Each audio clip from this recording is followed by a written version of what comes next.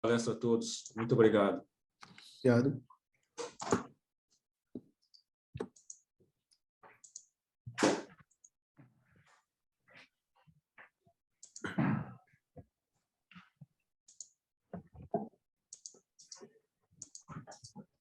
Ih, lerdo, né, esse computador aí. Ok. Na verdade, eu peguei só da reunião lá no escritório. Não, isso aí não. Bom, boa tarde, pessoal. O pessoal está entrando, né, Ricardo? Estão entrando. Contabilizei 47 pessoas até agora. Talvez mais alguns minutos para todo mundo entrar. A gente já começa, tá? Legal. Tá dando eco, Ricardo, da minha voz? Não, tá bem, estou ouvindo bem. Perfeito, perfeito.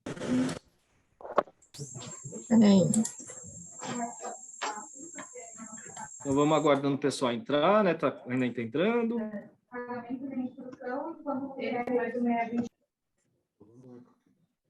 Né?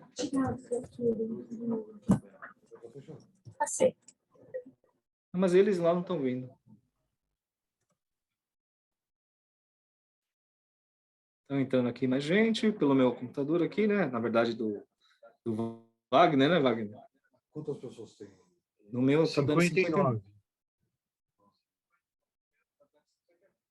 E quantas pessoas tinham sido inscritas?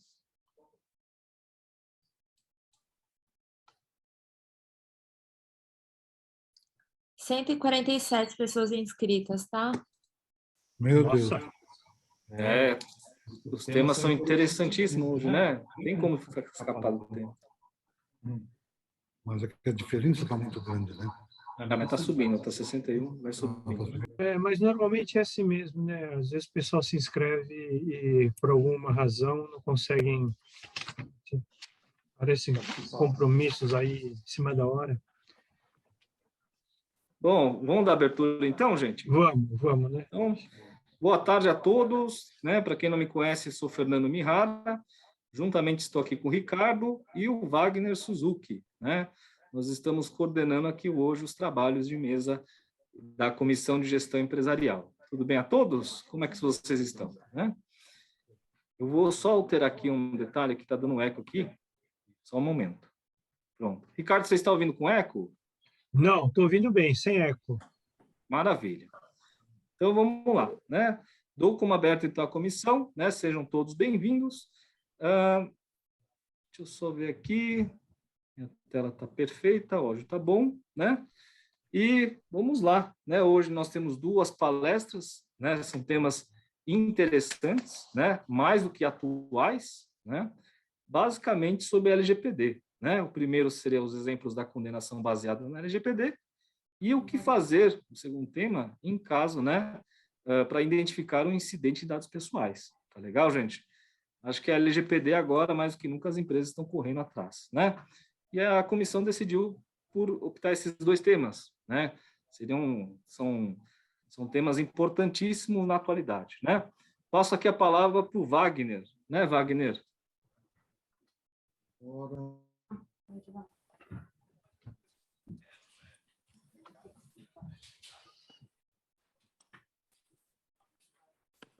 Wagner, Oi, estão me ouvindo? agora sim. Assim. Bom, realmente muito obrigado pelos palestrantes. Os temas assim bastante pertinentes à época. Tanto é que sábado e domingo, né, teve até o desfile do LGPD aqui na Paulista. Tá? E são temas assim polêmicos, né, que a gente precisa estar aí um pouquinho mais consciente de cada uma dos processos, né, do LGPD e também do incidentes de dados pessoais, ou como é que se chama isso? Bom, Proteção à privacidade. dados pessoais, né? Muita gente hesita agora de fazer o cadastro, a atualização de cadastro de uma empresa também, né? Mas o compliance diz, realmente a gente tem que pegar e guardar todos esses dados da melhor maneira possível. O que tem acontecido em termos de compliance, vamos dizer assim, de proteção de dados, né? Está repercutindo bastante no nosso meio de construção também. todo mundo está pedindo para assinar um termo de confidencialidade para tudo quanto é tipo de serviço. Complica bastante, né? Mas eu acho que são essas coisas que a gente vai se adaptando ao longo do tempo. São dois assuntos bastante... O LGPD, os dados pessoais também são dois assuntos bastante novos, né? Que a gente está precisando se adaptar à situação. Então, palestrantes, Dirceu, o Douglas e o Flávio, muito bem-vindos. Estão em ótimo tempo para a gente estar aprendendo um pouquinho mais com vocês. Então, obrigado por estar aí com a gente. E qualquer dúvida, eu tenho certeza que a gente vai poder estar contando com vocês também. Tá, obrigado. Vou passar a palavra outra vez para o Fernando. Muito obrigado, Wagner. Agora, Ricardo, quer dar uma palavra? Obrigado, Fernando. Gostaria apenas de cumprimentar a todos os participantes, agradecer a presença de todos, como foi aí já ressaltado muito bem pelo Wagner San e pelo Fernando também, são dois temas de grande interesse de todos, e embora as empresas já tenham aí, implementado, né, o sistema o LGPD em suas empresas, ainda como um tema incipiente, a gente tem muitas dúvidas e eu acho que as palestras vão ser interessantes, né, para que a gente possa aprender um pouco mais sobre o tema. E também é bastante importante, na atualidade, porque é uma das condições para o Brasil entrar na OCDE, é uma das exigências, né, da OCDE, é que o país esteja alinhado com as grandes potências em relação ao GDPR europeu, né, a Lei de Proteção de Dados Pessoal e Privacidade do Japão, né, dos Estados Unidos também. Então, o Brasil precisa acelerar os passos, né, em relação a essa questão, né. Houve algumas alterações, algumas publicações da Agência Nacional de Propriedade de Proteção de Dados também, que mudou um pouquinho a estrutura, e a gente tem acompanhado também de perto essas mudanças, e tenho certeza que todos vão se beneficiar com os temas de hoje. Muito obrigado, pessoal. Devolvo a palavra ao Fernando. Obrigado, Fernando. Ok, acho que o Wagner quer falar mais alguma coisa, Wagner? Eu gostaria só de nos colocar, né, aqui na Comissão de Gestão Empresarial, tanto o Ricardo como como se chama? Nós aqui, né? Da Comissão de Intercâmbio Brasil-Japão e também de novos associados. Tá? E, eventualmente, a gente está assumindo também a Comissão de Gestão Empresarial, onde o presidente é o senhor Sanui. Ele não participa, eventualmente, porque ele fala apenas o japonês. Tá? Mas, assim, efetivamente, nós somos mais da Comissão de Intercâmbio Brasil-Japão. E, nesses termos, a gente tende a fazer serviços assim, em termos de interrelacionar associações japonesas, associações não japonesas aqui no Brasil. Tá? Essa, na verdade, é a nossa principal função. Tá? A gestão empresarial é onde a gente auxilia todo mundo. Tá? É só isso que eu queria só acrescentar. Obrigado. Obrigado, Wagner. Bom, tendo em vista a importância dos temas, né, vamos dar a palavra já para o primeiro palestrante, o doutor Dirceu Sato. Dirceu, você está aí?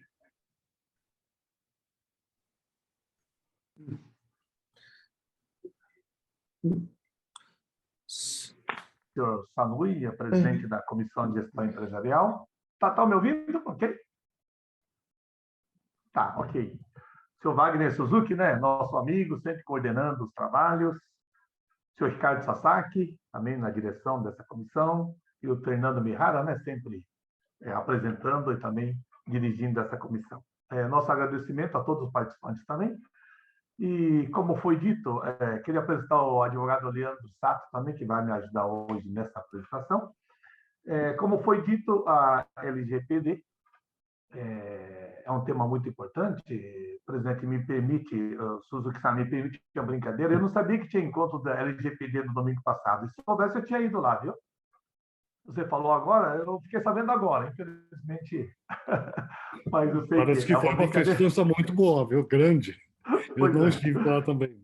Isso. Mas isso ressalta ainda mais importância.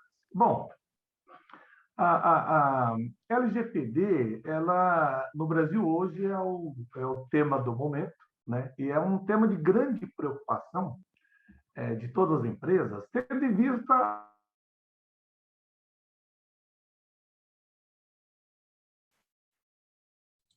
Desculpe, eu não estou ouvindo, Sato-san. um valor muito alto. Você não está me ouvindo? Agora sim, é que ele está interrompendo a sua fala. Ah, é? Ah, tá. Tá. Se puder me alertar mais disso, eu agradeço. Talvez a distância, notes, talvez, né? Você estava falando a importância da LGBT, principalmente pelo alto valor da multa que está sendo divulgada, né? Na verdade, fala de 2% do faturamento, até 2% do faturamento do ano anterior, limitado a 50 milhões de reais. Então, 50 milhões realmente assusta, né? Mas se a empresa fatura 2%, chega a 50 milhões, é porque a empresa é muito grande, né? Mas isso tem realmente... E também a falta de clareza, né, de muitos assuntos ainda, tem suscitado uma dúvida muito grande.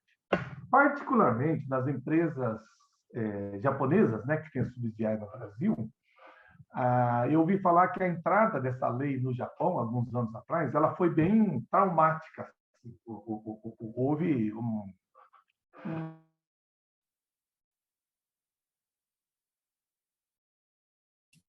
Tá sem Dirceu, som. mudou outra vez. Doutor Dirceu, microfone. Agora, acho que vou usar um fone, então. Talvez é melhor. Só um minutinho. Talvez melhora, doutor. Só um minutinho.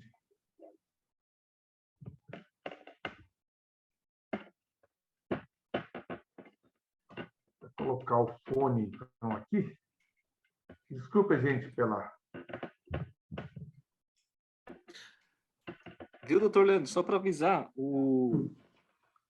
a palestra do primeiro tema de vocês vai até 16h45. Tudo bem, Leandro? Entendido. Então, eu já vou pedir licença já para compartilhar os slides. Se caso não estiver aparecendo, por favor, me alertar. Tudo bem. Pode compartilhar. Está aparecendo, Leandro. Ótimo. Alô, alô? Agora está me ouvindo? Sim, Alô? doutor Dirceu. Alô? Tá me ouvindo agora? Estamos ouvindo.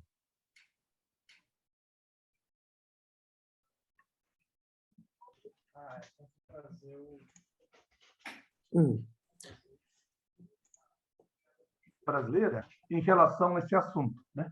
O que tem aumentado mais a atenção, né, das pessoas, principalmente vocês que estão participando hoje aqui, que são dirigentes de empresas, né? São gerentes, são supervisores, né? São contadores, né?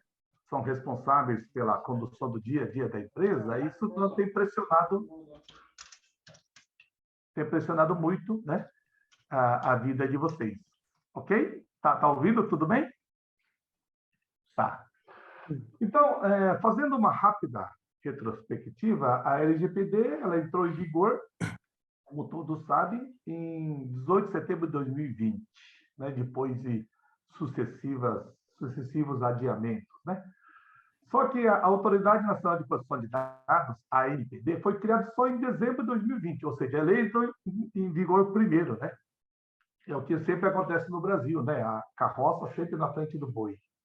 E, a partir de agosto de 2021, então, passou a valer as sanções administrativas, né? Então, Leandro, podia mudar para mim o slide? Assim, vamos dar início aos exemplos de condenações baseados na Lei Geral de Proteção de Dados. Assim, basicamente, riscos para a empresa... sim, pode falar, desculpa. Só um pouquinho.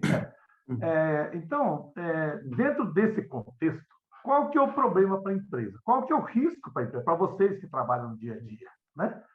Nós temos, na verdade, dois dois tipos de risco, né? Um é você ser multado pela ANPD. Nós falamos até 2% do faturamento do ano anterior, limitado a 50 milhões de reais. Ou, né, o titular do dado, ele entrar com uma ação judicial.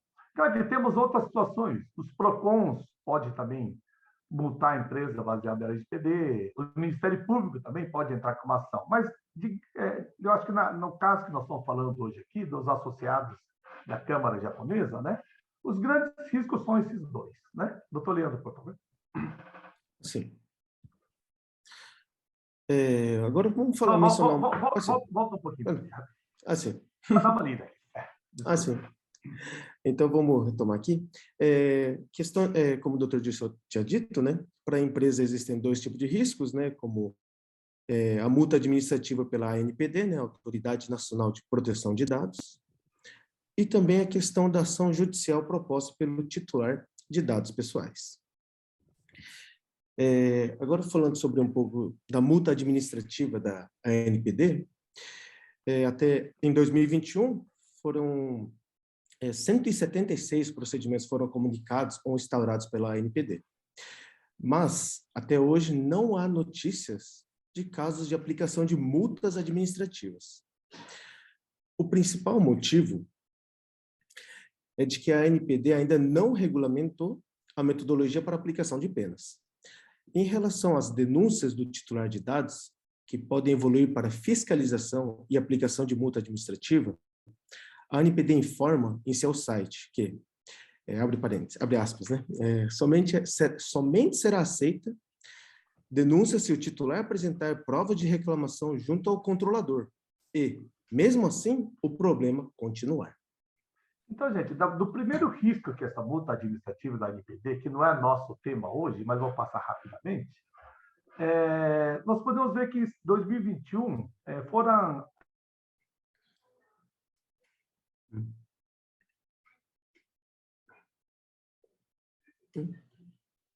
Dirceu, doutor Dirceu, a conexão não está muito boa. Caramba. Mas agora, estão ouvindo? Agora estamos ouvindo. Está cortando, é? Sim. Está cortando. Ah, tá. Então, vou falar mais devagar. Então, em 2021, né, foram abertos, mas a maioria foram empresas que abriram esse procedimento junto à ANPD, né, porque houve vazamento de dados e a segunda palestra vai ser sobre incidente, né? Então, as empresas são obrigadas a comunicar a ANPD e tudo mais. Então, a maioria foi a própria empresa que abriu esse incidente. Mas não houve, até hoje, nenhuma multa. Está passando quase um ano desde que a parte da multa entrou em vigor, né? Mas não houve nenhuma multa ainda aplicada pela ANPD. Tá? O outro risco é que alguém denuncia a empresa no ANPD. Há um canal de denúncia no site da ANPD. Só que lá, a ANPD deixa bem claro que ele só aceita denúncia se o titular primeiro falar com a empresa e não resolver o problema. Né? E até fala, olha, tem que ter o comprovante que você falou com a empresa e não foi atendida. Doutor Dirceu, está cortando.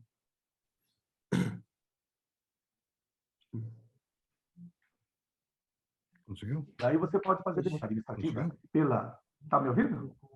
Agora, cortou, doutor. Desculpa aí, pessoal. Eu vou até tentar entrar com outro. Bom, quero dizer isso com essa questão da multa da ANPD, né? Estão assim, pintando o quadro muito negro, mas não é tão preocupante. O que precisa a empresa é fazer o dever de casa. E caso houver algum titular reclamando, vocês têm que tomar providência rapidamente para satisfazer esse titular, para que isso não evolua, né, para uma denúncia junto ao ANPD. Tá? Então, isso é importante. Fazendo isso, não há tanta, digamos, preocupação em relação a essa questão da multa, ok? Então, vamos passando agora para os exemplos de condenações baseadas na Lei Geral de Proteção de Dados. Vamos apresentar agora 3 casos concretos relacionados à LGPD, que representam os maiores riscos, né, e possibilidades das empresas serem alvo de processos judiciais. Vamos passar pelo primeiro caso. Uma construtora e incorporadora em face de comprador do apartamento. Foi uma ação de obrigação de fazer e reparação de danos morais. Falando um pouco sobre fatos, o autor adquiriu da construtora o imóvel no prédio de apartamentos. Dias depois, começou a receber telefonemas, e-mails e visitas de vendedores interessados na venda de móveis planejados, ar-condicionado, telas de proteção de varandas, entre outros. Com isso, o autor notificou extrajudicialmente a construtora para não repassar seus dados a terceiros, mas os contatos continuaram. Com isso, o autor processou a construtora. O pedido do autor foi para que não compartilhasse, né, de seus dados com terceiros, eliminação de seus dados pessoais do banco de dados da construtora e pagamento de danos morais na quantia de R$25 mil. Em contestação, a construtora denunciou o lide em face de empresas responsáveis pelos contatos mencionados pelo autor e alegou nunca ter compartilhado dados pessoais do autor com terceiros.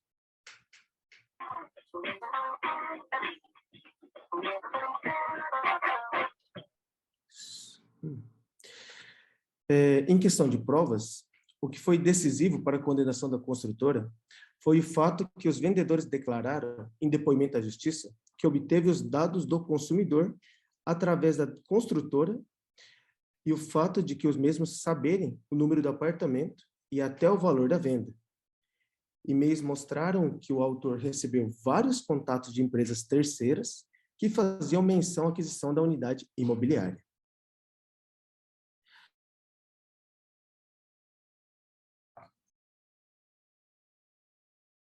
R$1.000 por danos morais, eliminar todo o dado pessoal do seu banco de dados, não compartilhar dados pessoais do autor com terceiros, pagar custas de despesas processuais e 20% de honorários advocatícios.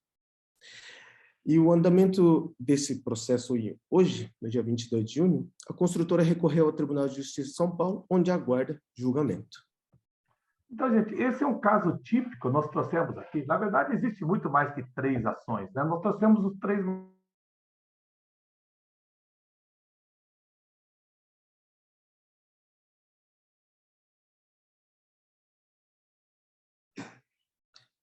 Doutor, está cortando. Doutor, voltou agora. A construtora, ela vendeu o apartamento para várias pessoas e pegou esses dados e repassou para as outras empresas, né, que vende tela de varanda, box de banheiro, né? Então, isso é justamente que a LGPD quer coibir. Se o seu cliente não autorizou você compartilhar os dados, você não pode compartilhar. Essa consultora compartilhou. Como resultado, houve ação na justiça. E nota-se que, primeiro, ainda, o consumidor ele entrou com uma notificação extrajudicial. A consultora teve a oportunidade de corrigir esse erro e parar, só que não parou. Então, acabou virando um processo. O autor pediu 25 mil, a justiça concedeu 10 mil reais mais honorário advocatício, né? Então, esse exemplo clássico, eu não sei qual tipo de empresa, se cada um de vocês trabalha, mas os dados de cliente não podem ser compartilhados, né? Só pode ser compartilhado se houver o consentimento por escrito do titular.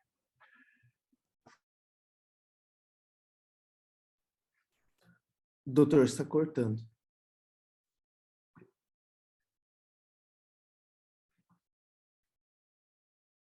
Só uma ressalva, o pessoal de contabilidade, o pessoal do TI, que elabora a folha, né? Esses casos, nós sabemos que, pelo artigo 5º, né? Ou 7º, não lembro bem agora, ela é permitida porque é necessário para a execução do contrato, no caso, contrato de trabalho, Mas, em outros casos, como o dessa construtora, jamais vocês podem compartilhar um dado obtido sem o consentimento desse titular. Ok? Leandro, por favor. Assim, vamos prosseguir com o segundo caso. Esse processo foi um processo que a empresa de cursinho, né, entrou em face de uma aluna. Foi uma ação de indenização por danos morais. Falando sobre os fatos, a autora matriculou-se como aluna no colégio da Ré, assinando o contrato contendo seus dados. Posteriormente, passou a receber ligação telefônica de indivíduo desconhecido que passou a importuná-la na tentativa de a paquerar. Ao ser indagado como havia conseguido seu contato, o ofensor diz que conseguiu com seu amigo, que é funcionário do colégio. Ele vai lá embaixo, aí ele empurra o carro para lá. Em razão dos fatos, a autora alega que se sentiu exposta, ofendida e fragilizada. Com isso, processou o colégio. Os pedidos da autora foram do pagamento de valor de danos morais de R$10 mil. Em resposta, o colégio contestou no sentido, alegando que advertiu o funcionário responsável, que aqui atazanou, defendeu culpa exclusiva de terceiros, pois o amigo do funcionário teria pego seu celular profissional e obtido o número, e nega a indenização.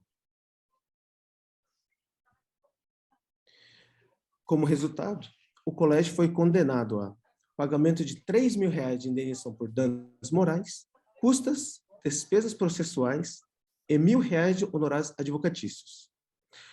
O andamento atual do processo, hoje, o colégio recorreu ao Tribunal de Justiça de São Paulo e perdeu. O colégio recorreu ao STJ, onde aguarda julgamento. Esse é um caso também que requer muito cuidado, né? Um funcionário do colégio passou o dado da aluna do colégio para um terceiro, que era amigo dele. Então, às vezes pode acontecer, vocês estão no escritório de vocês, alguém liga e pede o dado de um funcionário ou de um cliente. No Brasil, a gente está muito acostumado a passar. Tranquilamente, alguém liga para mim, eu quero falar com o Wagner Suzuki, você é amigo dele, você tem o telefone dele? Ah, eu tenho. Normalmente, a gente acaba passando, né? Esse costume vai ter que mudar daqui para frente, né? Então, enquanto estamos na empresa, se há algum pedido de informação de compartilhamento de dados, eu tenho que primeiro falar, então, tudo bem, eu vou verificar aqui, vou falar com o próprio e depois te retorno, né? Desliga o telefone, eu tenho que ligar para o Wagner, olha, fulano de tal quer seu telefone, eu posso te passar? O Wagner fala, pode. Aí eu desligo o telefone e retorno para essa pessoa que pediu, eu falo, olha, o telefone do Wagner é tal, né? Então, o nosso procedimento, nesse sentido, tem que mudar bastante. Então, a empresa de vocês, possivelmente a maioria, ela tem dados de funcionários e dados de fornecedores e clientes, né? Contrato que vocês têm. Esses dados pessoais são armazenados. Então, se alguém pedir algum dado de alguma pessoa, né, vocês não podem fornecer daqui para frente, né? É necessário obter o consentimento dessa pessoa primeiro, para depois, então, informar os dados. Esse é um exemplo muito típico, e eu acredito que é um processo que vai acontecer muito no Brasil daqui para frente, porque nós, inadvertidamente, nós costumamos passar informações de terceiros facilmente, né?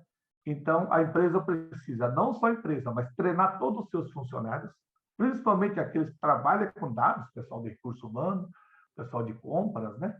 Para que não pode passar nenhum dado pessoal sem o consentimento do próprio. Tá? Doutor Leandro, por favor.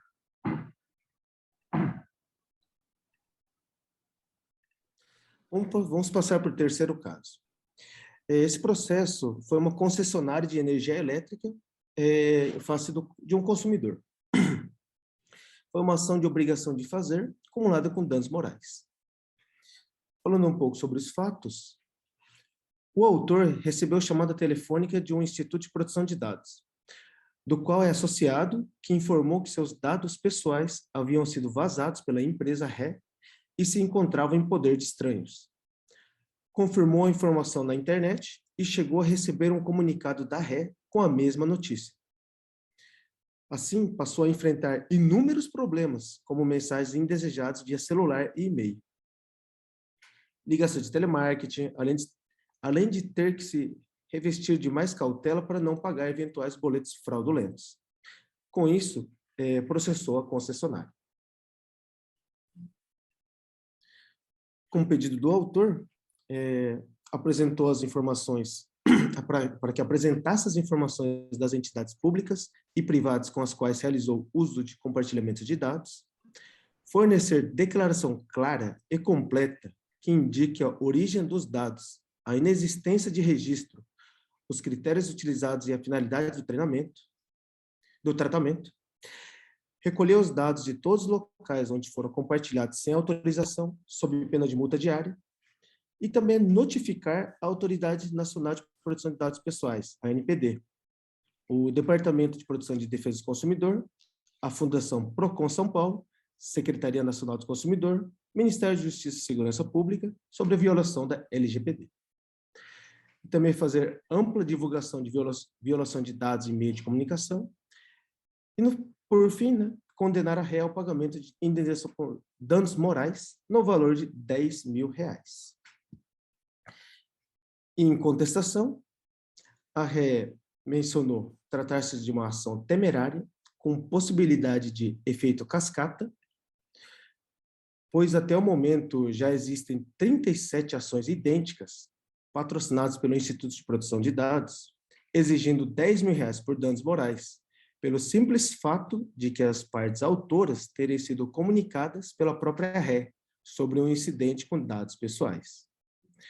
Não houve violação à LGPD, visto que a empresa foi vítima de um incidente de segurança com dados de seus clientes através de ações de hackers.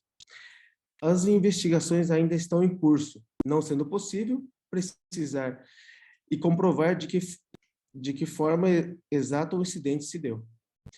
Cumpriu com todas as normas legais de proteção de dados e técnicas relativas à segurança de informação de dados pessoais que lhe foram confiados para mitigar o risco de dano, tendo observado o disposto no artigo 46 da LGPD, consignou que, caso exista dano moral, tal circunstância só poderia ser atribuída à ação de terceiro, aplicando ao caso a excludente de responsabilidade prevista no artigo 43 da LGPD, e que o dano alegado não está comprovado, e que o objeto da demanda se reveste da nítida pretensão de enriquecimento indevido.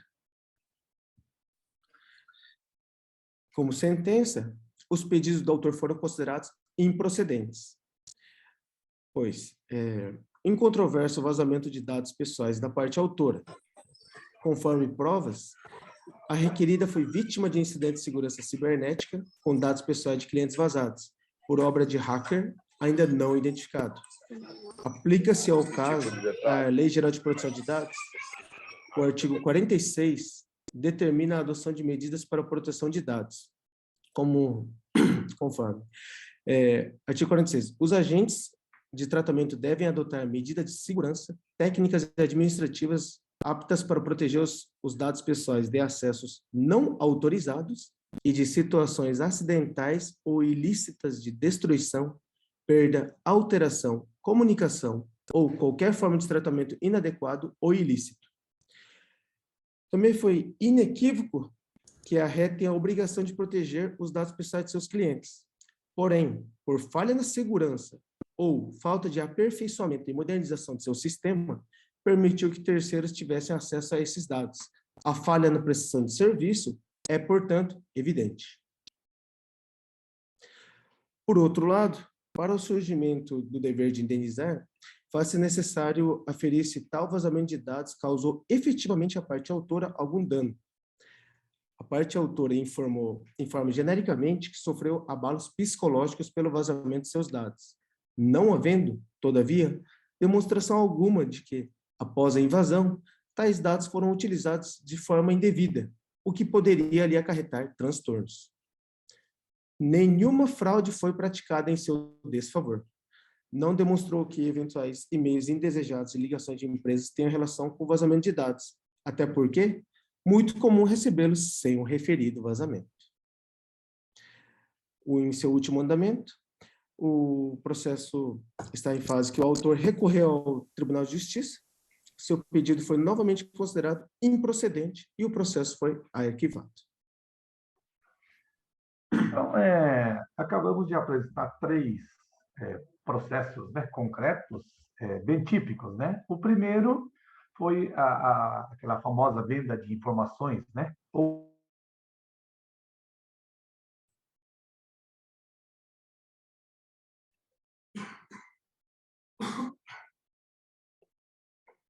Doutor, Ou venda ou sessão. Está cortando, desculpe, está gente, eu cortando. peço realmente desculpa pelo inconveniente, pela nossa falha, por ter causado esse inconveniente, mas hoje vamos ter que terminar dessa forma, né? Então, é o que mais a LGPD quer coibir, justamente essa venda de informações, né? Dados de pessoas. Nós, brasileiros, sofremos no dia a dia, há muita venda de dados, né? Entre clubes também, associações, vende dados para empresas de cartão de crédito e a gente sofre assédio no dia a dia. Então, isso que a LGPD quer coibir e que a empresa de vocês tem que tomar cuidado para não praticar isso, mesmo involuntariamente, né? Segundo caso do colégio, que isso nos remete à necessidade de treinamento de funcionários, né? Tudo que o funcionário da sua empresa faz, a empresa é responsável, né? É culpa ineligente, que a gente chama. Por ser seu funcionário, a empresa tem a responsabilidade objetiva, né? Então, aí não adianta dizer que o funcionário fez, não fez, foi forçado, que se fez, aí é condenado à justiça, como aconteceu aqui, né? E o terceiro caso, é até um caso que teve um cliente meu também, vazamento de dados pelos hackers, né? O hacker vai lá e rouba seus dados, os caras são muito eficientes, você procura fazer de tudo, procura construir, né, sua segurança digital.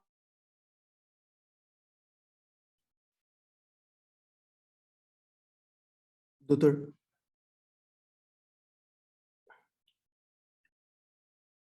Tudo, mas o pessoal entrou com ação contra essa companhia, a concessionária de energia elétrica, porque a própria concessionária alertou. Mas por que alertou? Porque a Lei Geral de Proteção de Dados obriga, né, que quando há incidente, você tem que comunicar tanto a ANPD como os titulares de dados. Então, a empresa cumpre a lei, vai, avisa todo mundo, e todo mundo quer entrar com a ação em cima dessa empresa. Então, é uma dificuldade muito grande. Tem que tomar bastante cuidado, mas para cumprir a lei, você tem que avisar os titulares. Aí os titulares, alguns, como esse caso, aproveitam da situação e, mesmo não tendo um prejuízo concreto, ele entra com a ação pedindo, falando que foi abalado, teve muito problema, né? Então, essas são 3 exemplos que queremos deixar hoje. Existe, como eu falei, inúmeros outros, mas hoje queremos deixar esses 3 exemplos, né? Então, o risco da empresa, como eu falei, o primeiro é a multa da ANPD, que ainda está, eu acredito que está muito difícil ainda, hoje, de acontecer, principalmente a empresa que não é muito grande, que não trabalha com muitos dados pessoais. O segundo risco é ação judicial proposta pelo titular de dados, né? Citamos 3 exemplos, espero que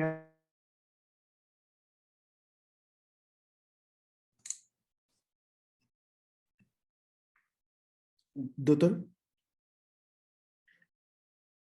era sirva, então, tá? Eu quero agradecer a atenção de todos, né? Encerrar a nossa apresentação e por 5 minutos colocamos à disposição, se alguém tiver... Boa tarde a todos e a todas. Me ouvem bem? Perfeito, doutor Douglas. Bom, muito obrigado. Antes de começarmos aqui, queria fazer um breve esclarecimento. O meu sócio, Alexandre Dalmacio, infelizmente não pôde estar presente, né, por um imprevisto, mas eu e Flávio estamos aqui representando o escritório. Ele pede desculpas por não poder estar presente, mas estamos preparados aqui para trazer a apresentação. Acredito que não haverá nenhum prejuízo para a nossa apresentação, tá? Então, seremos Tranquilo, hoje... Douglas. Muito obrigado pela compreensão, Fernando. Seremos hoje eu e Flávio, tá? Tá legal. Flávio, Douglas, só para te avisar, o aviso, né, o horário é até as 5h20, tudo bem? Maravilha, a gente não vai perder muito tempo, não. Vamos lá, Flávio, pode passar, por favor, para o próximo. Primeiro, eu queria fazer um agradecimento aqui à Câmara pelo convite, pela oportunidade. É sempre um prazer, não é a primeira vez que estamos aqui, e é sempre uma honra, um prazer. Eu acho que esse tipo de evento, é importante para a difusão de conhecimento, para a troca de experiências, e é por isso que a gente está aqui hoje, para poder compartilhar com vocês um pouquinho do que a gente sabe, sem a pretensão de saber tudo, né? Mas como a gente trabalha muito com diversos projetos de adequação à LGPD e atende muitos clientes na área, a gente trouxe um pouquinho da nossa experiência e espero que seja proveitoso para todos. Vejo que tem aqui alguns amigos aqui já também, né? O Edson, o Guerra, mandando um abraço aqui para o pessoal que está nos assistindo. Bom, eu vou falar rapidamente um pouquinho do escritório Lix Advogados, sem perder muito tempo aqui. Bom, hoje temos um dos poucos escritórios brasileiros com uma filial em Tóquio, né? Então, temos lá um nosso sócio, o Roberto Carapeto, né? Que inclusive fez recentemente uma apresentação também aqui na Câmara, né? Que fica em Tóquio, né? Temos uma sede lá em Tóquio para atender clientes japoneses e asiáticos. Tá? Um diferencial hoje do nosso escritório. Pode passar, por favor, Flávio? Bom, aqui são as principais áreas em que a gente atua, depois essa apresentação pode ser compartilhada, pode seguir, Flávio. Algumas premiações aí que o escritório tem recebido nos últimos anos por conta do nosso trabalho, pode passar também. Bom, e falar um pouco da equipe. Hoje somos mais de 300 profissionais, né, no escritório. Não só advogados, mas gente de toda a parte técnica possível. Então, a gente acredita muito que, principalmente em LGPD, né, em matéria de proteção de dados, é muito importante sempre ter um suporte da parte técnica, da parte de segurança da informação, da parte de tecnologia. Porque nós aqui somos advogados, e, claro, vou trazer aqui conceitos jurídicos, vou trazer aqui questões relacionadas ao direito, mas a gente sabe que é uma lei que trata muito de proteção de dados e de matéria técnica. A gente vai falar hoje sobre vazamento de dados, incidente de segurança. Então, é sempre importante ter esse respaldo, esse amparo técnico. Hoje, nosso escritório está capacitado com um grupo multidisciplinar, não só de advogados, mas também diferentes técnicos que dão apoio à nossa prática. Pode passar, por favor, Flávio. E também a gente não pode, né, não dar o exemplo. Né? Então, além de ajudarmos os nossos clientes a proteger seus dados, temos também a nossa proteção de dados. Hoje somos certificados pela ISO 27001, né, que é o padrão máximo aí de segurança da informação. Tá? É também um dos poucos escritórios que tem essa certificação. Temos uma série de regras internas que nos permitiu obter essa certificação, de modo que nós protegemos também os dados que nos são confiados. Né? Pode passar, por favor, Flávio. E temos um time de proteção de dados, né, amplamente qualificado, não só eu, o Flávio, o Alexandre, né, outras pessoas que trabalham com a gente também, que estão disponíveis para atender os nossos clientes. Pode passar, por favor, Flávio. Eu estou vendo aqui que tem um comentário do Cristiano, vamos deixar para o final, tá? Para a gente poder tratar tudo no final. Bom, vamos falar rapidamente o que é um incidente de segurança da informação. Né? Aqui são as definições da ANPD. Tá? Mas, basicamente, eu posso dizer que a definição de incidente de segurança é muito ampla. É qualquer evento adverso, ou seja, qualquer uso indevido. Pode ser uma coisa muito simples, tá? Pode ser uma coisa muito simples, como, por exemplo, alguém mandou um dado sem querer para outra pessoa por e-mail, né? E não era para ter mandado, compartilhou de forma indevida. Um funcionário que foi roubado, por exemplo, teve seu equipamento perdido ou roubado e aquele equipamento continha dados pessoais. Isso tudo é classificado como um incidente de segurança da informação. Mas a gente vai ver depois que existe uma gradação entre os incidentes mais graves e os menos graves. E é claro que nos incidentes menos graves, aqueles que não representam ali um dano concreto, situações mais inocentes, corriqueiras do dia a dia, você não vai precisar tomar ali nenhuma medida. Né? Agora, num incidente que realmente foi identificado que há ali um dano, há ali um risco, né, um potencial prejuízo, né, para os indivíduos ou para os titulares de dados, aí a empresa, sim, tem que tomar medidas. Tá? Essas são as definições que a LGPD, que a NPD traz para a gente. Tá? Então, acesso não autorizado, destruição, perda, alteração, vazamento, qualquer forma de tratamento de dados inadequada ou ilícita. Basicamente, se você descumpriu a LGPD, você está dando causa a um incidente de segurança. Tá? A definição é bem ampla, e o que a gente vai ver é que a gente tem que fazer uma análise acerca da gravidade desse incidente, para poder avaliar as medidas que têm que ser tomadas. Vou passar, por favor, Flávio. Eu só vou pedir para todo mundo, por favor, se possível, colocar no mudo, para a gente não ter ruído durante a apresentação. Tá? Aqui eu trago alguns dos tipos de incidentes mais comuns, o que a gente mais vê no dia a dia. Tá? E eu queria chamar a primeira atenção para o ataque de phishing. Eu não sei se todo mundo está familiarizado com isso, mas o phishing é aquele golpe, é aquele e-mail malicioso que mandam para você com um link e se passando por um e-mail legítimo, né? Às vezes você vai receber achando que é um e-mail do seu banco, às vezes você vai receber achando que é um e-mail de alguém que você conhece, às vezes você vai achar que é um e-mail de dentro da sua organização, quando na verdade não é. A pessoa clica no link de boa fé, achando que está agindo de forma segura, e pronto, bastou clicar no link e ali já dá entrada para o hacker. E aí você vai ter um compromisso com a segurança da sua informação. Como que as empresas têm feito isso? Têm testado, têm ensinado seus funcionários por meio de testes anti-phishing, ou seja, simulando ataques de phishing, né, enviando e-mails maliciosos, vamos dizer assim, de propósito, para ver quem vai clicar ou quem não vai clicar naquilo ali, né? Vez por outra, aqui eu recebo no meu WhatsApp, aqui, né?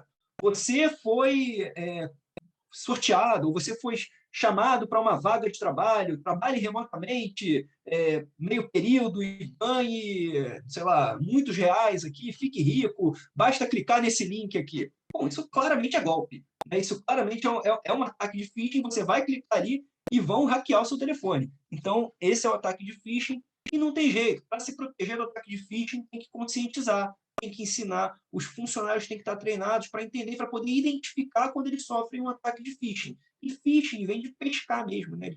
O hacker está tentando pescar, né? Só que é phishing com PH. Né? Então, eles estão tentando pescar ali alguma coisa. E quem clicar ali, pô, esqueceu ali, não prestou muita atenção, não viu quem era o remetente da mensagem, clicou, pronto. Né? Você abre as portas da sua organização para um ataque malicioso. Muita atenção com o ataque de phishing. Esse é o tipo de incidente, talvez o mais comum hoje em dia, que a gente tem visto, a principal causa de incidentes de segurança. Tá? E é erro humano mesmo, a pessoa clica sem querer. Tá? Bom, o ataque de ransomware, ele pode vir com meio de phishing, né? O phishing, a pessoa clica num e-mail malicioso, num link malicioso, e entra um ransomware, que aquele bloqueio de servidor. Eu já lidei com isso, cliente meu que teve um ataque de ransomware, o hacker sequestra, né? E fala, para liberar aqui acesso para você vai ter que me pagar um resgate aqui em criptomoeda, vai ter que me pagar em Bitcoin, né? Um resgate. A pessoa chega para trabalhar e ela não consegue, porque o servidor está bloqueado, né? E aí é exigido um resgate, tá? Para o desbloqueio. Tem outros ataques aqui, que é o spyware, né, que é a instalação também de um malware oculto, que vai começar a monitorar e rastrear as atividades e coletando dados dentro dos computadores da organização. Tem o ataque man in the middle, né, que é uma interceptação, na verdade, na comunicação. Então, quando você está, por exemplo, trocando mensagem com um fornecedor, com um cliente, com um parceiro, e alguém está interceptando essa comunicação, tá, obtendo ali, portanto, os dados que estão sendo trocados, e tem a obtenção de senha indevida. E é por isso, né, que é importante, né, essas iniciativas para você ter uma senha forte, né, para você ter aquela senha com letra maiúscula, com caracteres especiais. Né? Você não pode colocar a sua senha, por exemplo, a data do seu aniversário, né, o nome do seu filho, né, ou algo do tipo, porque às vezes o hacker ele consegue adivinhar a sua senha. Né? Ele pode fazer isso, claro, por meio de um programa que ele vai extrair a sua senha, mas pode ser também com base na tentativa e erro, para tentar adivinhar, colocar a data do aniversário como senha, por exemplo, colocar 1, 2, 3, admin 1, 2, 3 como senha, ou 1, 2, 3, 4, 5, senhas ingênuas, assim, né, não são recomendáveis, porque elas podem levar a um incidente de segurança. Tá? Pode passar, por favor, Flávio. Bom, aqui eu queria trazer um dado da IBM. A IBM ela divulga um relatório que ela apresenta o custo médio de um incidente. Claro que a gente está falando aqui de grandes organizações e de incidentes mais sensíveis, né? Incidentes que envolvem organizações multinacionais, né? Enfim, ataques, né, que envolvem uma grande quantidade de dados. Mas, segundo a IBM, o custo médio global, né, no mundo inteiro, da violação de um incidente de dados é de 4,24 milhões de dólares. Então, a gente não tem que se preocupar só com a multa da NPD, não. A gente tem que se preocupar também com o custo que esse incidente vai gerar. Custo que você vai ter que gastar com técnicas depois para fazer varredura, para você minimizar o dano de um incidente, para você não lidar com a interrupção do seu negócio. Você pode perder negócio, você pode perder oportunidade de trabalho por causa do incidente, eventualmente você vai ter que reparar as vítimas, você pode ter que, né, os custos com a detecção da violação, que não é fácil também. Num caso que eu trabalhei envolvendo incidente de segurança, que a gente teve que comunicar à Autoridade Nacional de Proteção de Dados, e foi um ransomware provocado por phishing, meu cliente teve que contratar uma consultoria especializada em TI para fazer uma detecção, porque o cliente nem sabia o motivo pelo qual ele tinha sofrido o incidente, ele só sabia que tinha um incidente. E até ele entender o motivo e passar o pente fino ali, né, gastou-se tempo e gastou-se dinheiro. Tá? Pode passar, por favor, Flávio. E aqui algumas medidas preventivas. Né, preventivas. Depois o Flávio, na parte que ele for falar, ele vai abordar mais especificamente o plano de resposta a incidentes de segurança, que é um documento, né, que você tem que ter já prevendo as medidas que você vai tomar para caso aconteça um incidente de segurança. Aqui eu estou falando de medidas preventivas, como você evita um incidente de segurança. Então, primeiro, treinamento e conscientização. Né, como eu falei no caso do phishing, grandes empresas que fazem testes de phishing, elas mandam um e-mail para todos os funcionários. E aí elas veem, por exemplo, a empresa tem, sei lá, 500 funcionários.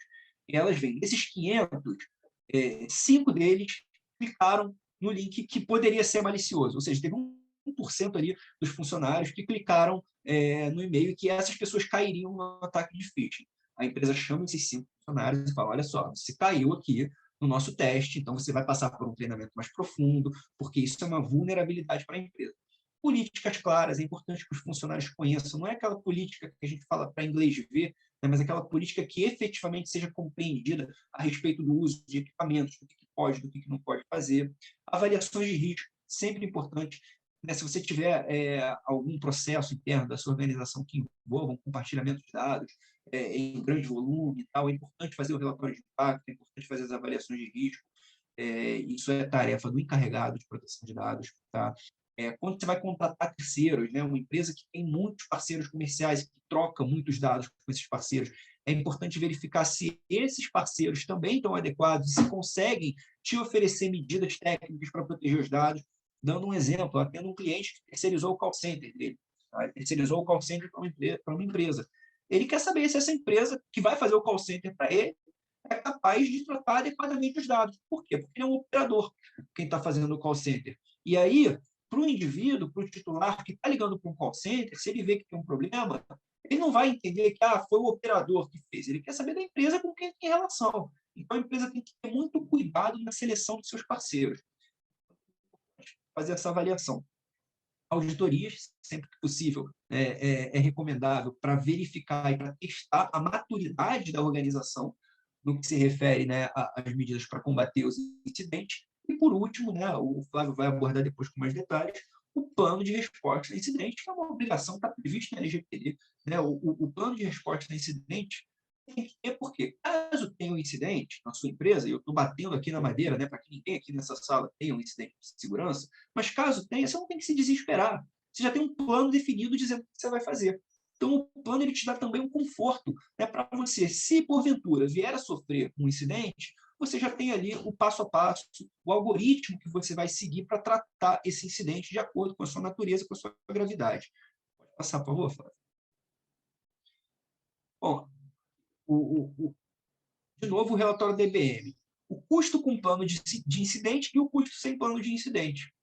É empiricamente demonstrado, né, que quando você tem um plano de incidente, você gasta menos, né, para tratar o seu incidente. Por quê? Porque justamente você já previu tudo que você vai fazer. Você teve tempo de pensar com antecedência nas medidas que você ia tomar. É a medida preventiva, né, que vai te ajudar na hora que você tiver que lidar com um incidente de segurança. Pode passar, por favor, Flávio.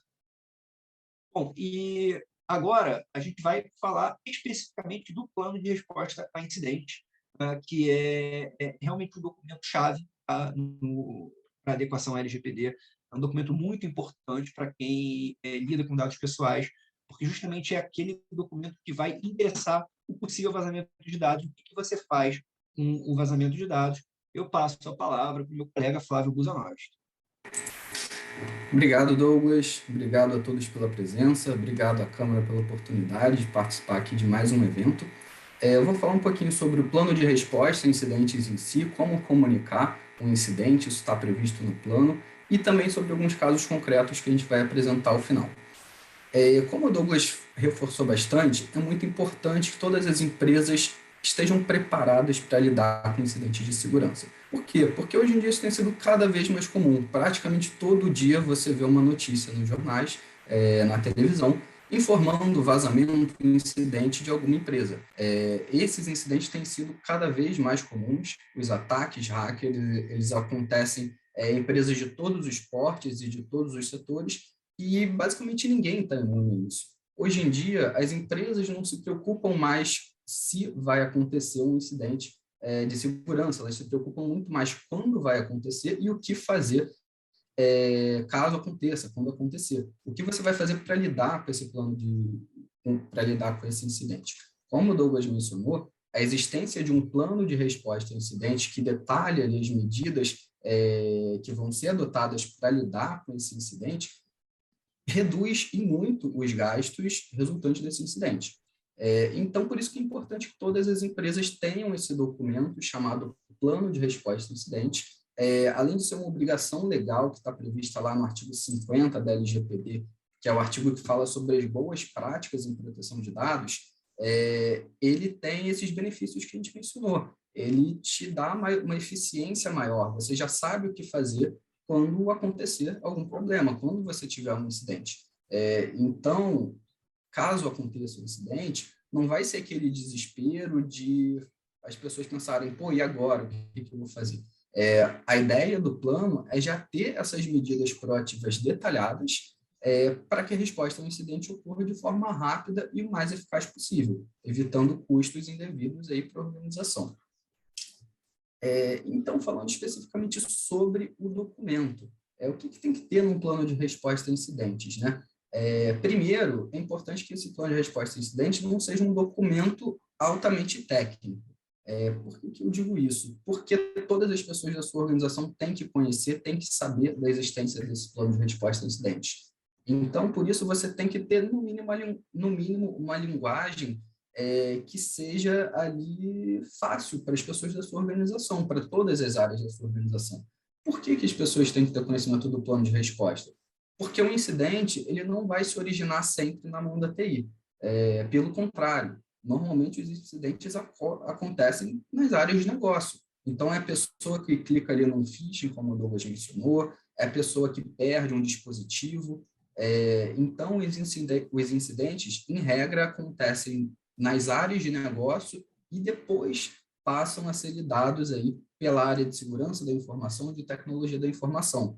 Então, todo mundo dentro da sua empresa tem que ter condição, tem que ter capacidade de identificar quais são os indícios que resultam em um incidente de segurança para poder dar início a esse plano de resposta. Além de saber o que fazer, caso aconteça, a pessoa tem que ter condições de identificar esse incidente.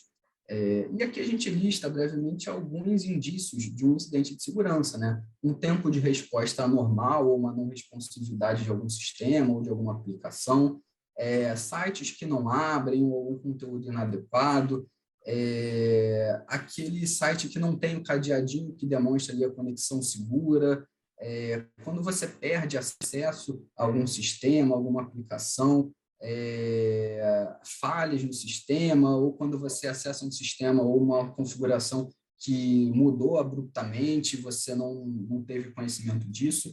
Então, basicamente, as pessoas têm que desconfiar. Qualquer sintoma, qualquer indício que pareça estranho pode ser um incidente, e é recomendável que todo mundo desconfie mesmo, converse com as áreas técnicas, fale com a TI, fale com a segurança da informação para apurar.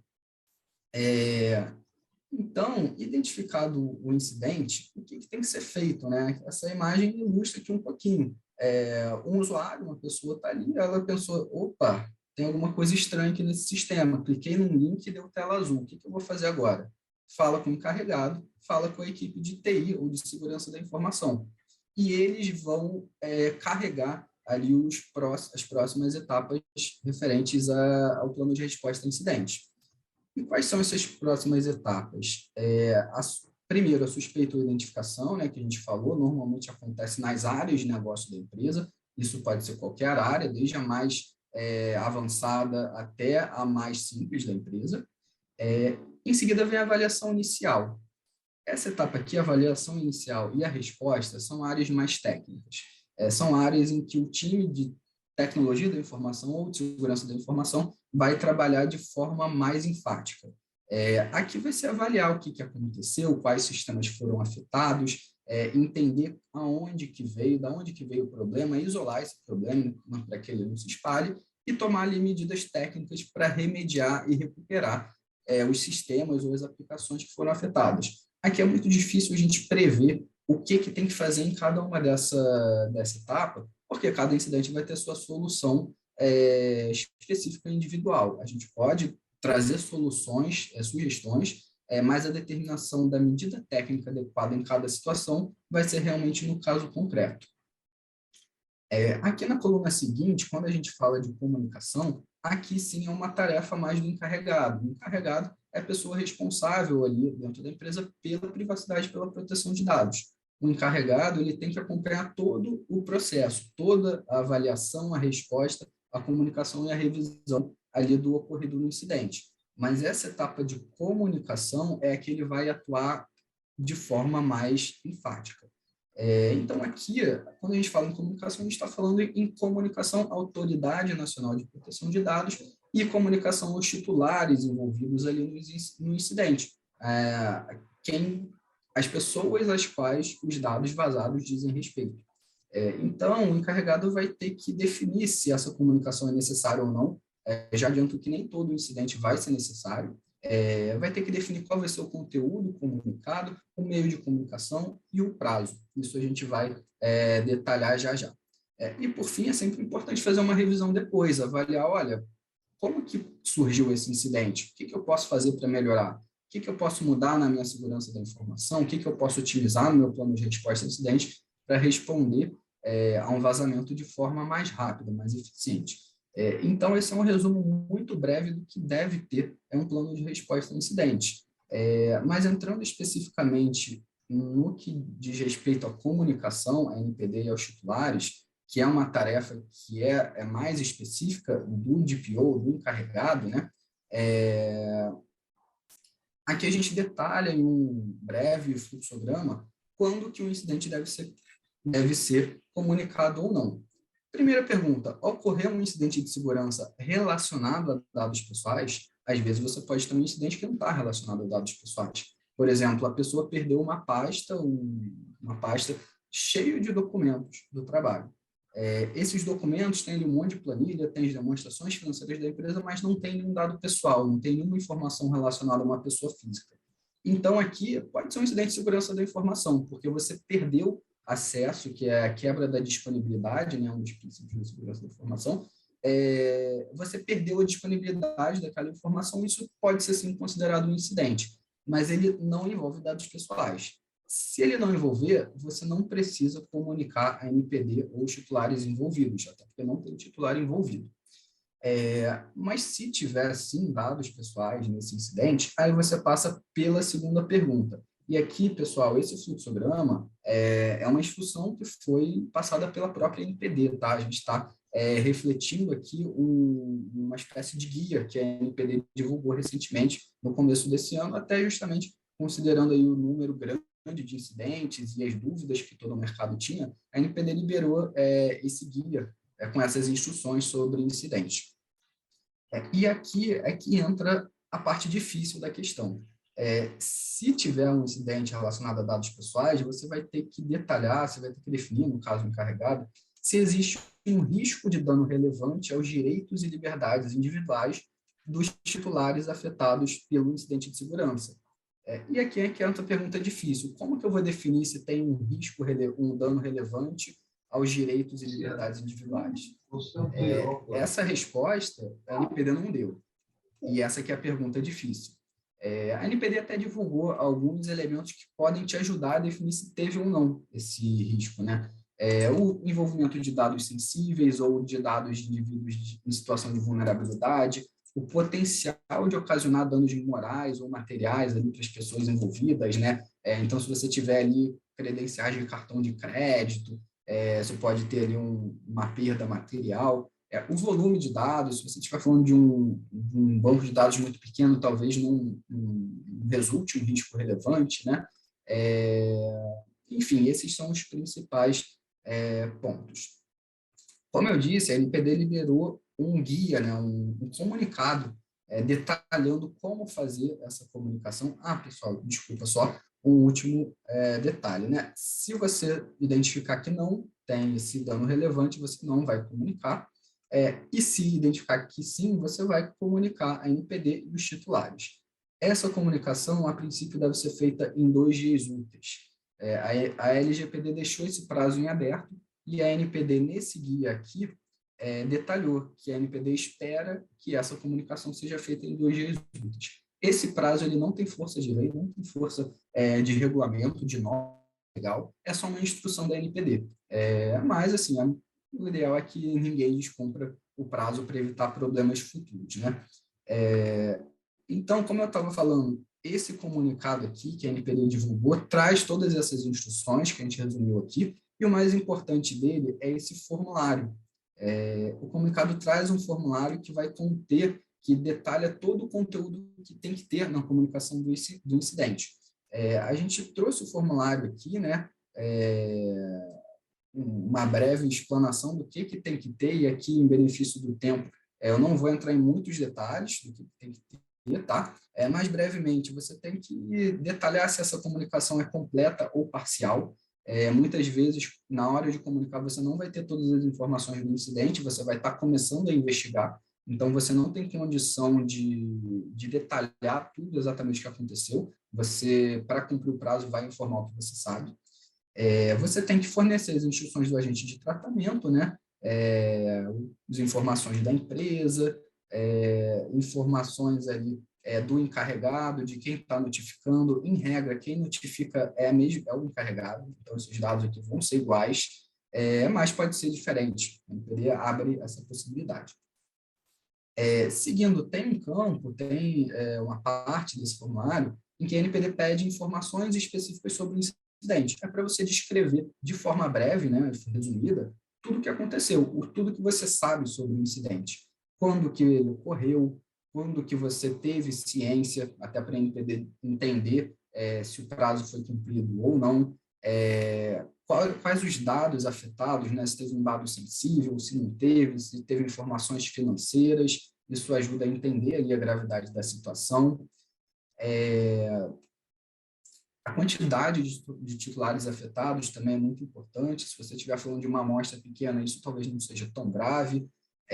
E seguindo para a parte final, medidas de segurança. A NPD pergunta quais são as medidas, primeiro, prévias, né, preventivas, que a empresa adota para garantir a segurança dos dados e a proteção dos dados, mas também as medidas técnicas que a empresa já adotou para responder e para mitigar os danos do incidente. Então, a NPD não quer saber só o que você já fez para resolver o problema, a NPD quer saber o que você faz para evitar que ele aconteça também.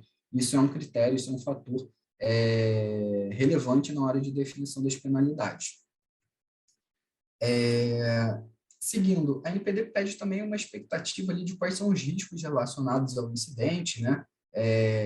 E aí para o controlador fazer realmente um brainstorming, pensar o que vazou e o que pode acontecer com o vazamento desses dados. Aqui também tem uma pergunta se os titulares foram comunicados, e aqui é uma observação importante, porque às vezes as pessoas pensam, né, que só a NPD tem que ser informada, mas não, o titular tem que ser informado também. O titular, na verdade, é a pessoa que mais tem interesse em ser informado sobre o eventual incidente, porque à medida que você é informado, você pode trocar as suas senhas, você pode cancelar o seu cartão de crédito, que eventualmente vazou. Então, a notificação do titular é tão importante, talvez até mais importante do que a notificação da NPD. E o prazo é o mesmo, inclusive. Então, às vezes, as empresas tentam ali priorizar a notificação da autoridade e deixam de lado a notificação do titular. E a autoridade já pergunta expressamente isso aqui, e isso com certeza vai ser um fator avaliado ali na hora da definição de eventual penalidade, se for o caso. Bom, gente, caminhando já para o final, a gente separou alguns casos concretos para falar um pouquinho sobre essa questão dos incidentes e como os planos de resposta a incidentes estão envolvidos e como eles são relevantes. Como um breve aviso, a gente separou basicamente casos que vieram da Europa, né? Como os colegas que apresentaram antes da gente comentaram, a gente ainda não teve nenhuma multa, nenhuma penalidade aplicada pela NPD aqui no Brasil. Então, como a LGPD foi inspirada na Europa, né, no GDPR, a gente separou alguns casos emblemáticos, alguns casos relevantes, né, vindo lá da Europa. O primeiro deles é um incidente envolvendo a Booking.com, é um site ali de reserva, de hospedagem, de passagens aéreas. Ele aconteceu em dezembro de 2018, né? E ele aconteceu porque alguns parceiros comerciais do Booking acabaram perdendo ou revelando as credenciais de acesso ao sistema. Isso permitiu o acesso de dados de mais de 4 mil clientes, acesso indevido, né, por terceiros. E um dos motivos para a imposição dessa penalidade aqui, que foi de 475 mil euros, lá na Holanda, foi que a autoridade holandesa entendeu que o Booking reportou esse incidente só depois de concluir a investigação. E aqui é aquela questão que eu falei no começo, quando a gente estava vendo o formulário. A NPD já tenta prevenir isso. Ela fala que você tem que notificar no prazo de 2 dias. E é 2 dias do conhecimento do incidente, não é 2 dias depois que você conclui a investigação. Por isso que existe a comunicação parcial e a comunicação total. Tá dando ali o seu prazo de 2 dias úteis, você vai comunicar o que você tiver. Não caiam no erro de comunicar um incidente só depois da investigação completa. Se você sabe que teve um incidente, você tem que cumprir o prazo e notificar com o que você tem hoje. E isso se reflete lá a gente tem essa regra aqui no Brasil, né, porque tem também lá na Europa. Na Europa, o GDPR prevê o prazo de 72 horas, né, até um pouquinho a mais do que a gente tem aqui no Brasil. Mas lá, nesse caso aqui do Booking, eles notificaram 72 horas depois da conclusão da investigação, o que não é o marco temporal correto, né? Era 72 horas depois da descoberta do incidente, isso que deveria ter sido feito. E esse fator aí foi considerado pela autoridade na hora de aplicar a penalidade. Outro caso emblemático que a gente separou foi o do Twitter. Nesse caso aqui foi uma falha no sistema do Twitter que permitiu que alguns posts... no Twitter tem uma funcionalidade que você publica algo no modo privado, né? Só algumas pessoas têm acesso. E uma falha nessa funcionalidade permitiu que alguns posts fossem vistos por todos, de forma pública. Nesse caso, aqui também o Twitter teve uma falha, um atraso na notificação da autoridade, né? Como está aqui no slide, a empresa teve ciência no dia 2 e notificou só no dia 8. Então, acabou, de certa forma, perdendo o prazo. E isso, segundo a decisão da autoridade, isso foi lá na Irlanda, a decisão pontuou que esse atraso evidencia ou a precariedade ou a falta de um plano de resposta a incidente. Ou seja, como a gente veio falando aqui na apresentação, o plano de resposta ele é importante para facilitar que você cumpra os prazos aplicáveis, o que você tem que fazer dentro do prazo que você tem que fazer. Esse caso gerou uma multa de 400 mil euros ao Twitter. Agora, caminhando já para o final, os 2 últimos casos, né, já em questão do benefício do tempo, né, a gente separou 2 casos emblemáticos também que vieram lá da Inglaterra. A ICO identificou, na verdade, esse incidente da British Airways, que é uma companhia aérea, e esse incidente gerou dano a mais de 400 mil consumidores, mais de 400 mil pessoas, consumidores da British Airways, foram afetados por esse incidente, que acabou tendo vazamento ali de login, cartão e detalhes das viagens dessas pessoas. Nesse caso, a ICO, que é a autoridade da Inglaterra, tinha anunciado uma intenção de multar a British Airways no valor de 183 milhões de libras. Até então, esse tinha sido o maior valor, a maior multa pecuniária divulgada com base nas normas europeias de proteção de dados. No final das contas, essa intenção de multar acabou não se concretizando, né? Lá na ICO eles têm esse procedimento, eles primeiro anunciam, vou te multar aqui nesse valor, divulgam para a imprensa, e depois tem uma decisão do processo administrativo investigatório, né? E no final das contas, a British Airways saiu, digamos assim, no lucro, né? A multa foi só de 20 milhões de libras. Outro caso semelhante, que foi até na mesma época, né, foi envolvendo o Marriott. Marriott é uma rede internacional de hotéis, e nesse caso talvez tenha sido um dos maiores incidentes, um dos maiores vazamentos, porque afetou mais de quase 340 milhões de hóspedes. Essa rede de hotéis é mundial. Esse incidente ele acabou acontecendo ali por conta de uma falha de segurança que aconteceu quando a Marriott estava adquirindo uma outra rede de hotéis, que era a Starwood Hotels. Então, essa falha ali na transição acabou gerando esse incidente, prejudicando mais de 300 milhões de pessoas. Nesse caso aqui também teve aquela intenção de multar da STO, né, quase 100 milhões de libras, que acabou sendo diminuída para 18 milhões de libras no final, no total, na decisão da autoridade.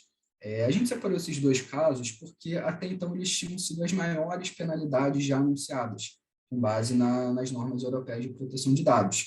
E no final das contas, essa redução que a STO fez, e um dos fatores aí para a redução foi a pandemia, foram os prejuízos enfrentados pelas empresas, sobretudo considerando os setores econômicos dessas empresas, né, acabou gerando uma certa frustração, né, nas pessoas que acompanhavam, porque a gente está falando de incidentes enormes aqui, que afetaram muitas pessoas.